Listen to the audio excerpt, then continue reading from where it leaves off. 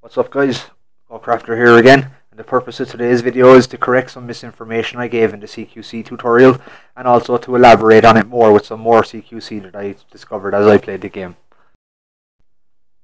The first thing I want to do is remedy the misinformation I gave. All of these throws that you're seeing now are the freehand throws and the grab throws. The information I gave on performing these throws as far as the button controls goes is still correct. There's nothing wrong there. So I'm just going to perform them all now just to refresh people's memories. While I do that, I want to talk about the misinformation that I did give. In the video that I previously released, I said that these throws will render the enemy unconscious for 45 seconds. That's incorrect. That's information that I had gathered from playing Ground Zeroes, where I have everything written down that I want to talk about. I just used the wrong information at the time of making the video. In the Phantom Pain, they only render the enemy unconscious for 25 to 30 seconds. So they get up around a third faster than they do on Ground Zeroes. All the rest of the information is still relevant. Now there's one more thing I want to talk about, and that is the wall damage throw. The information I gave on that is still correct. There was nothing wrong with that. It still and always will increase the duration of the knockout considerably. That's the misinformation cleaned up. I want to move on to some new moves. The first one I want to look at is a chained throw, chained CqC. By sneaking up on multiple guards that are unaware of your presence, you can simply throw the first one, then immediately press the CqC button to throw the second one.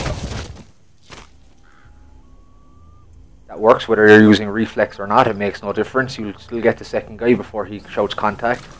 And that can actually be chained on, I think, an unlimited amount of enemies, as long as the enemies who are next don't see you. In this case, I tried it on all these guys. I'm not using reflex. That guy called contact. The chain is broken. I can still continue to do the move. But I stand by the theory that you could do it on an unlimited amount of enemies, as long as the ones next to the chain don't see you. Now, in a game, you'll never come across a situation like that, but it still works. Now I want to talk about the wall takedowns. By going into corner mode, taking a step back, turning the camera behind Big Boss, you disable the corner mode view, and you will not perform the corner takedown. You can just perform an attack as if you were standing normally, not in cover. It's handy in some situations. That will also work for grabs. There won't be the wall takedown animation, you'll just do a normal grab. Next, let's look at some prone CqC. I've left an enemy out for this guy to see to get his attention, but in a real in-game situation you could just simply crawl up behind the guy. I'll do that now. And once you're behind him within range, simply tap the CqC button to knock him down. He won't be unconscious, draw your weapon and he'll be in a hold up. Simple. You can also do a type of a prone crawl on your back. When you're prone, turn the camera behind you and press and hold the aim button to crawl like that. When you release the aim button, you'll crawl normally. Hold it again to crawl on your back. It can come in useful. Let's have a look at it in use. From behind an enemy you can crawl up and you initiate a hold up.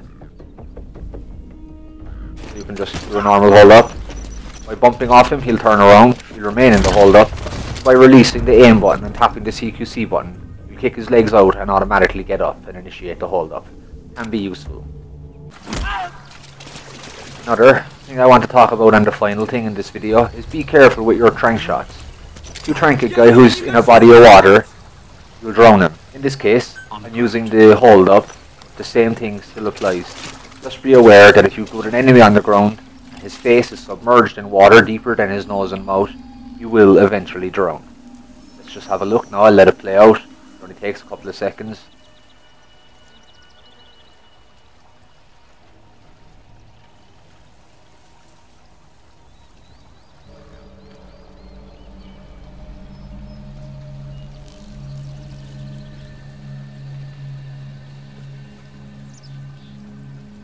There you go, he's after drowning. I'm not sure why a pool of blood comes out of him, but I guess it just signifies that he's dead. So guys, that brings us to the end of this video. Just a bit of a clean up and some extra tips. If you enjoyed the video, go ahead and hit the thumbs up button. Don't forget to subscribe to keep up to date with all things Crafter. As always, thanks for watching, and I'll see you in the next video.